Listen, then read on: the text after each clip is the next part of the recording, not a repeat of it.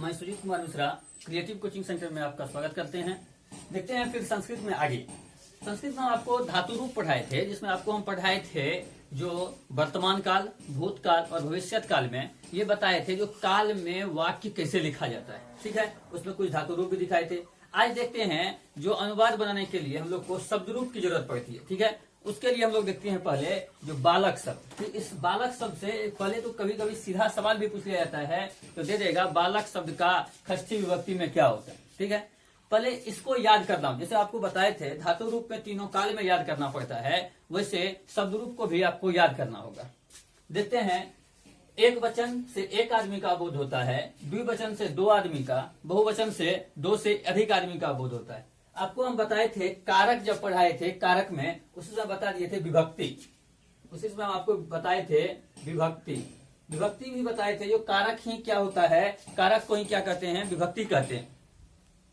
विभक्ति जो होता है वही बताए थे कारक होता है। ठीक है, कर्ता प्रथमा विभक्ति होता है, द्वितीय कर्म होता है, तृतीय विभक्ति करण, चतुर्थी विभक्ति होता है अपादान।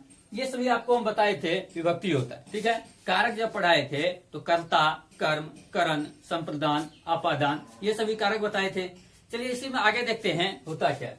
बालक प्रथमा विभक्ति में बालकः, इससे एक बालक क्या होगा, बालक ने तो होगा बालकः, दो बालक ने बालको बालका। ठीक है, बालकम बालको, ये जो लाइन दिए है इसका मतलब है जो ऊपर में जो लिखा हुआ है ना वही यहाँ भी लिखा जाएगा। ठीक है, तो बालकम बालको बालकान, बालकेन बालकाभ्याम बालक, बालकाय बालकाभ्याम बालकेभ्यः, बालकाय बालकाभ्याम बालकेभ्यः, बालकात् बालकयो बालकानाम, बालकस्य बालकयो बालकानाम, बालके बालकयो बालकेषु, हे बालक हे बालको हे बालका।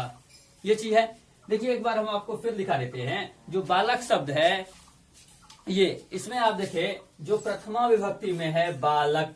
ठीक, इसमें प्रथमा विभक्ति का मतलब होता है, ये जो एक वचन देखते हैं ये लाइन, इसमें एक आदमी का बोध होता है। और आप जो अनुवाद आपको मिलेगा, तो आपको अनुवाद जब मिलेगा उसमें ये चिन्ह जो आपको बताए थे, ये कर्ता ने, तो इस ये बालक लिखने के लिए ने चिन्ह लगा रहेगा।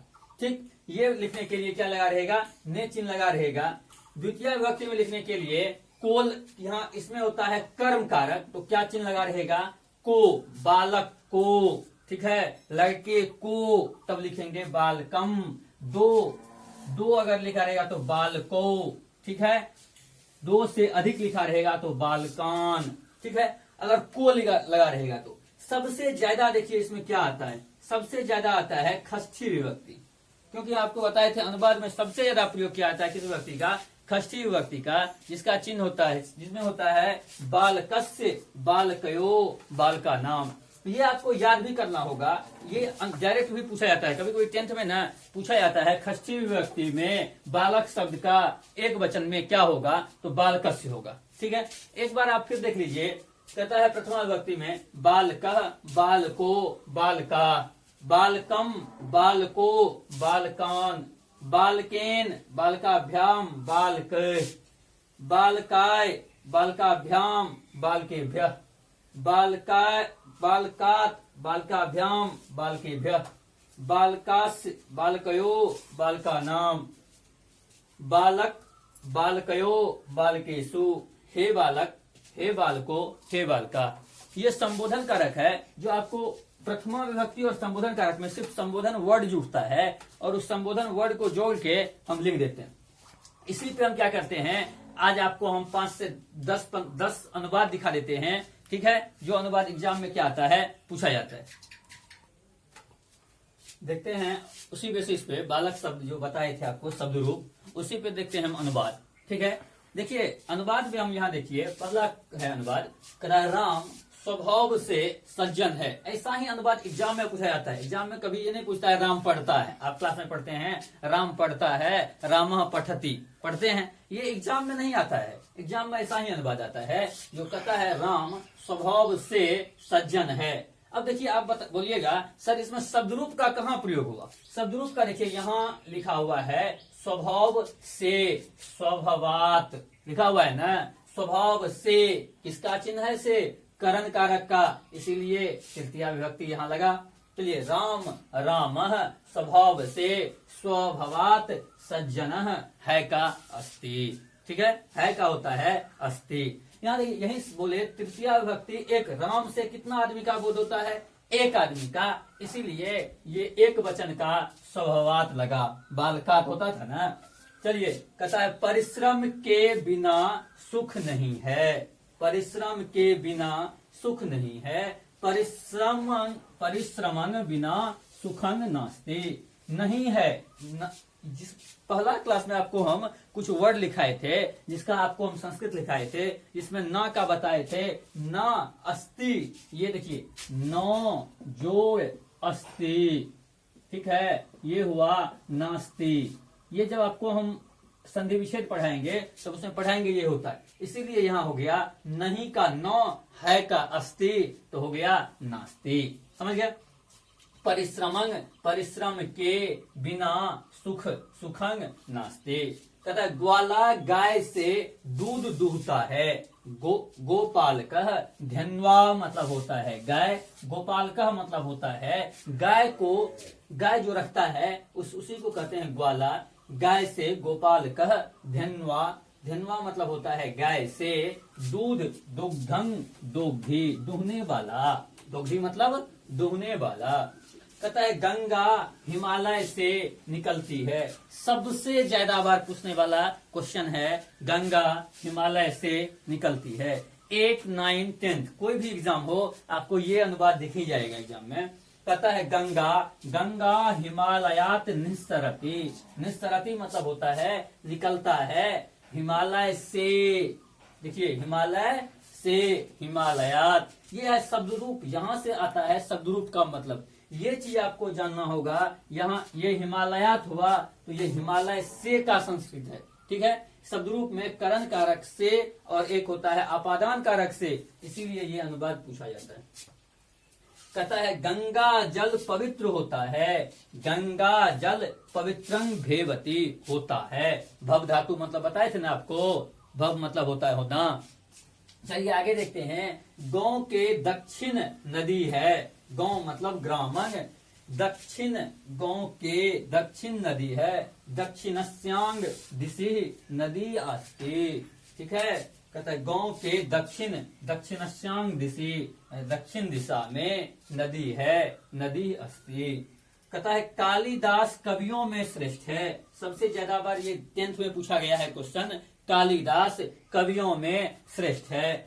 कविसु कालिदासः श्रेष्ठ, कविसु देखिए कालिदास कवियों में किसमें लगता है, अधिकरण का चिन्ह होता है में पर, तो अधिकरण कारक लगा। कविसु कालिदासः श्रेष्ठ, कवियों में कालिदास श्रेष्ठ हैं।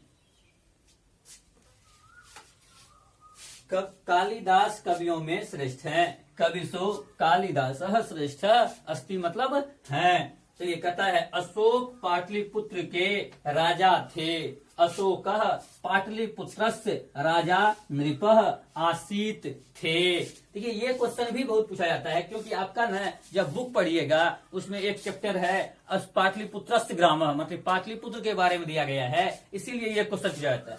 देखिए क्या करता है ना, अनुवाद को बुक से ही लेता है, ठीक है। बुक से ही कुछ ऐसे क्वेश्चंस होते हैं जिसको अनुवाद बना दिया जाता है, इसीलिए ऐसा क्वेश्चन पूछता है जो आप पढ़ते नहीं है। आप बोलते हैं सर ऐसा अनुवाद तो हम पढ़े नहीं है, तो बनेगा कैसे, तो यही सब अनुवाद क्या होता है पूछा जाता है एग्जाम में। ये कभी कोई इसमें ऐसा अनुवाद है जो डायरेक्ट आपको पूछा जाएगा, जैसे ये क्वेश्चन परिश्रम के बिना सुख नहीं है, ठीक है। गंगा हिमालय से निकलता है, कालिदास कवियों में श्रेष्ठ है, पाटलिपुत्र अशोक पाटलिपुत्र के राजा थे। ये सभी अनुवाद को ध्यान से देखिएगा, कभी कभी क्या होता है ना डायरेक्ट यही अनुवाद चले आएगा, ठीक है। आगे देखते हैं अनुवाद, कुछ देखते हैं फिर आगे अनुवाद। कहता है मुनि आसन पर बैठता है, मुनि आसने उपविशति, उपविशति मतलब होता है बैठता है, उपविशति मतलब बैठता है। कहता है पटना का गोलघर प्रसिद्ध है, पाटलिपुत्रस्य गोल गृहं प्रसिद्ध अस्ति है। कहता है पटना का गोल घर प्रसिद्ध है, पाटलिपुत्रस्य गोल गृहं प्रसिद्धा अस्ति।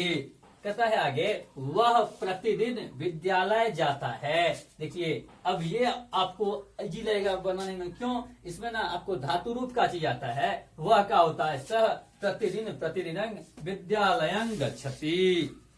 ठीक है, कहता है वह एक पैर से लंगड़ा है, सह एक पादेन खज्जः अस्ति। वह एक पैर से लंगड़ा है, सह एक पादेन खंजः अस्ति। वह एक पैर से क्या है? लंगड़ा है। वह प्रतिदिन विद्यालय जाता है, सह प्रतिदिनं विद्यालयं गच्छति। कहता है पटना का गोल घर प्रसिद्ध है, पाटलिपुत्रस्य गोल गृहं प्रसिद्धा अस्ति। कहता है मुनि आसन पर बैठता है, मुनि आसने उपविशति। चलिए इसमें ना दो अनुवाद बहुत इंपॉर्टेंट है, ये वैसे तो चारों इसमें इंपॉर्टेंट है, चारों को अच्छा से देखिएगा। ठीक है, ये सभी अनुवाद जो होते हैं, जो आपको हम अनुवाद बताएंगे वह इसमें क्या होता है, डायरेक्ट आ जाता है। कुछ कुछ अनुवाद हम डेली आपको 5-10 बताते रहेंगे क्लास के शुरू में, उसके बाद आपका क्लास भी क्या होगा, चलता रहेगा। वीडियो को आप पूरा देखें, ठीक है, तब पूरा समझ में आएगा। इसको कम से कम लिखिए, 1-2 बार आप खुद से लिखिए। ठीक है, याद करने से कुछ याद नहीं होता है, 2-3 बार याद लिखिएगा ना, खुद ब खुद याद हो जाएगा। आज यहीं तक क्लास रहा, फिर आगे देखते हैं कल। Bye bye.